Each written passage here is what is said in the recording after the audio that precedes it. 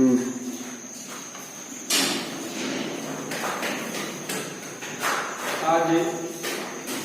हम लोग motion of the अर्थ में सर्किल ऑफ इल्यूमिनेशन पढ़ेंगे, यानी प्रकाश का घेरा।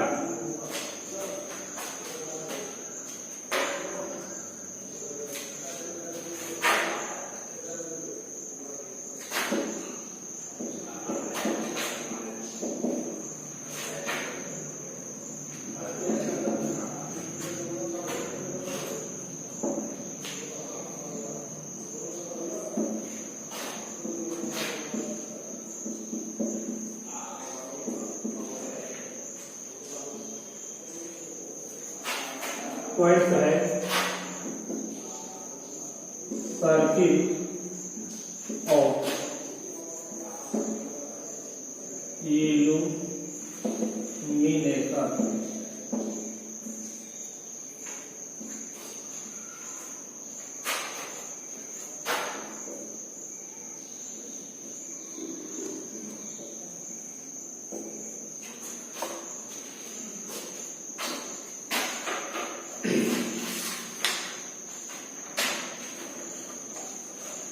Circle of illumination, the portion facing the sun experiences day, while the other half away from the sun experiences night।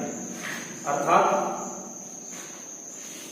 सूर्य के प्रकाश से पृथ्वी का जो भाग सामने आता है वहां पर दिन होता है, प्रकाशित वाले भाग जो है दिन हो जाता है। जैसे ये अर्थ और ये सन,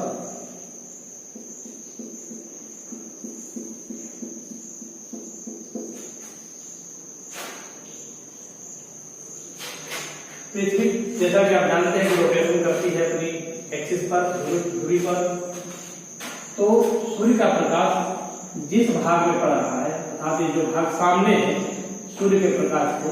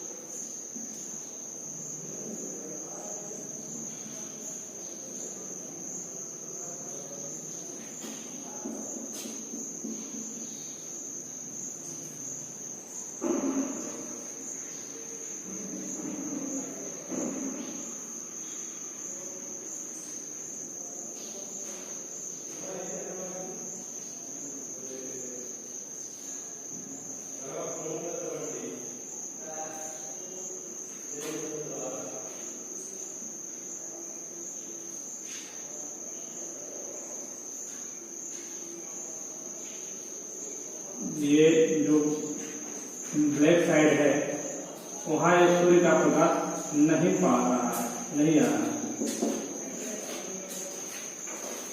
तो यहाँ हम देखें कि सूर्य से जो भाग प्रकाशित हो रहा है, जो भाग सामने है वहां पर दिन होता है, तो जो प्रकाशित वाला भाग, और जो सूर्य से जो ओझल वाला भाग जो पीछे है, जो यहाँ आपको इस मैप में ब्लैक दिखाई दे रहा है, वहां सूर्य का प्रकाश नहीं पहुंच पा रहा है, अतः वहां पर रात है, रात कहलाती है। The circle that divides the day from night on the globe is called the circle of illumination. यह जो प्रक्रिया है, यदि वो ग्लोब पर, ये जो ग्लोब है इस पर जो भाग प्रकाशित होगा, यानी टॉर्च से या 32 से लोग प्रकाशित करेंगे, जो भाग प्रकाशित होगा, और जो वहां जो दिन होगा, जो भाग प्रकाशित नहीं होगा वहां पर अंधेरा होगा। और यह जो है हमेशा ये ग्लोब घूमने की जो गति है वो हर बार स्थान बदल रहा है, प्रकाशित हो रहा है, कुछ भाग अंधेरा हो रहा है। इसी को हम लोग circle of ल्यूमिनेशन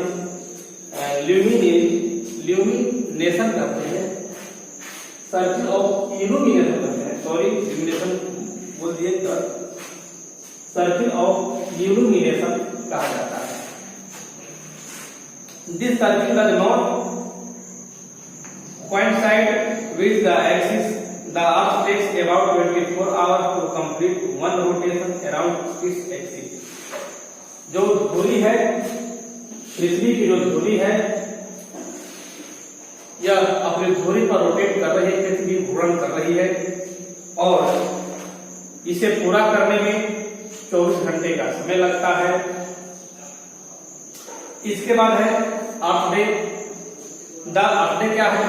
the period of rotation is known as the earth day. पृथ्वी के जो रोटेशन की जो गति है, इसको ही हम अर्थ डे कहते हैं। This is the daily motion of the अर्थ। यह जो मोशन है या जो गति है पृथ्वी का प्रतिदिन होता रहता है।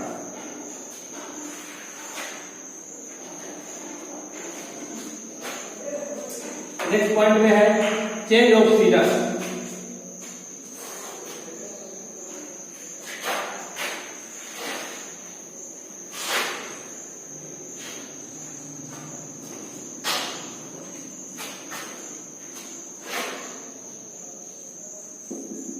दूसरा पॉइंट था अर्थ day.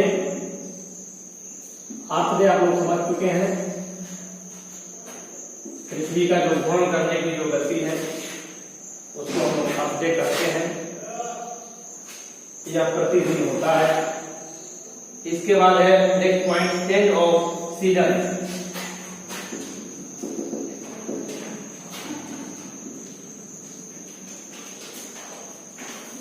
Change off season.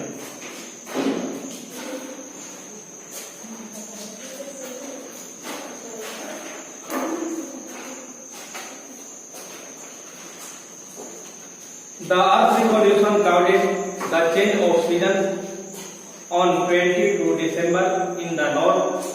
It is winter. The southern hemisphere is inclined toward the sun. The days here are longer and the nights shorter. In the northern hemisphere, the length of the day is the shortest. After 6 months, the position gets reversed. The northern hemisphere now has summer. The rays of the sun are slanting in the southern hemisphere, so it is the winter season. There will be nights longer than the day. ऋतु परिवर्तन में पृथ्वी का जो revolution है, जो वार्षिक गति है, जिसके कारण ऋतुओं में परिवर्तन होता रहता है। On 22 December in the north, उत्तर में जो 22 दिसंबर का जो दिन होता है, समय होता है, इट इज विंटर, जाड़े का मौसम होता है। The southern hemisphere is inclined toward the sun, the day here are longer and the night shorter. और साउथर्न हेमिस्फीयर में यानी पृथ्वी के दक्षिणी गोलार्ध में दिन बड़े होते हैं, रातें छोटी होती हैं, अर्थात दक्षिणी गोलार्ध में गर्मी का मौसम होता है। इन द नॉर्थर्न हेमिस्फीयर, उत्तरी गोलार्ध में the length of the day is the shorter. उत्तरी गोलार्ध में जो दिन की अवधि जो होती है वो कम होती है। The length of the after 6 months the position gets reverse. The northern hemisphere now है समर। 6 महीने के बाद जो पोजीशन होता है उत्तरी गोलार्ध में, वहां जो होता है the rays of the sun are slanting in the southern hemisphere. जो सूर्य की किरणें होती हैं वो उस क्षेत्र में स्लैंटिंग यानी तिरछी पड़ती है। So it is the winter season, इसलिए वहां जाड़े की ऋतु होती है।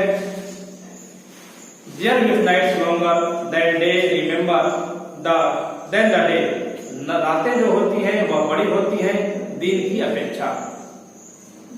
Remember that the direction of inclination of the Earth axis is the same in the both positions.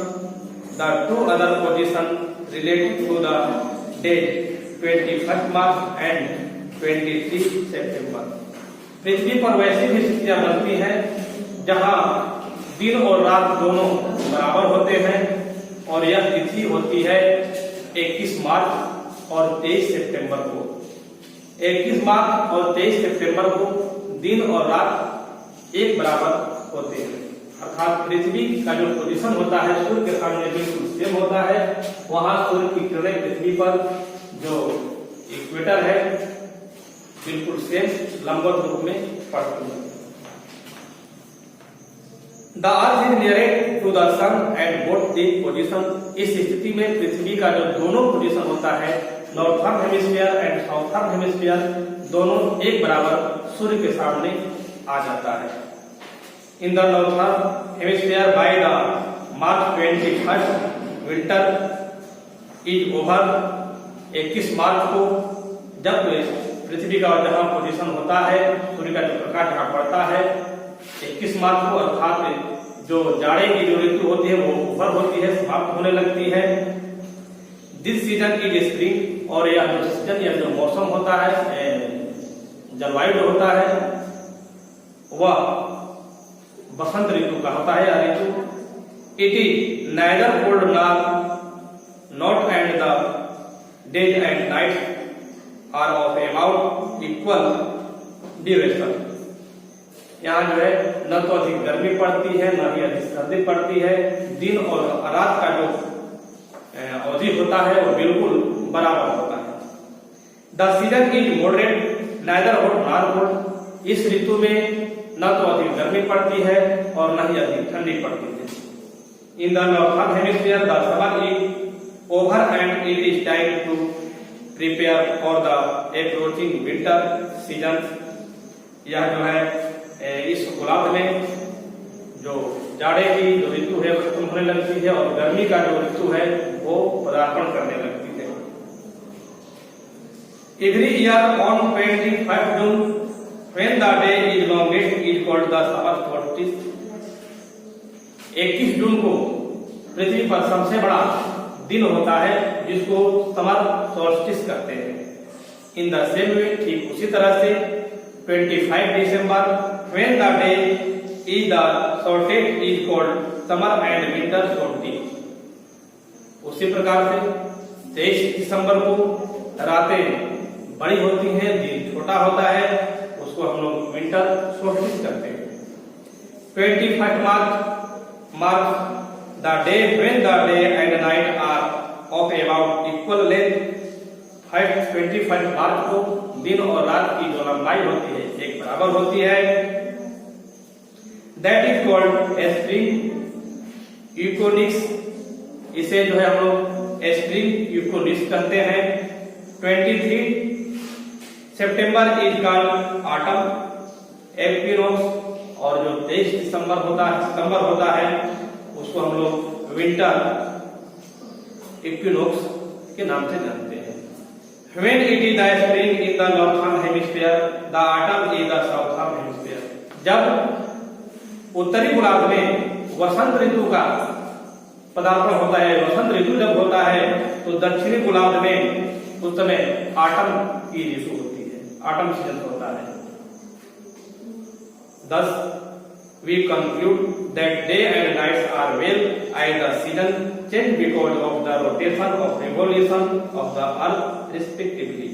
इस तरह से हम यहाँ समझे कि ऋतु परिवर्तन जो होता है, ऋतुओं में जो चेंजिंग होती है वो पृथ्वी के घूर्णन और परिक्रमण गतियों के कारण होता है, खासकर रिवोल्यूशन गति के कारण होता है ऋतु परिवर्तन। तो यह लेसन आज समाप्त हुआ। इसका क्वेश्चन आंसर मीनिंग लिखवाया जाएगा नेक्स्ट क्लास में। फिर जब क्लास शुरू होगा तो हम लोग पढ़ेंगे major domains of the earth. पृथ्वी पर जो मुख्य डिमोन्स हैं, घटक हैं, उनके बारे में अध्ययन करेंगे। तब तक के लिए थैंक यू, धन्यवाद।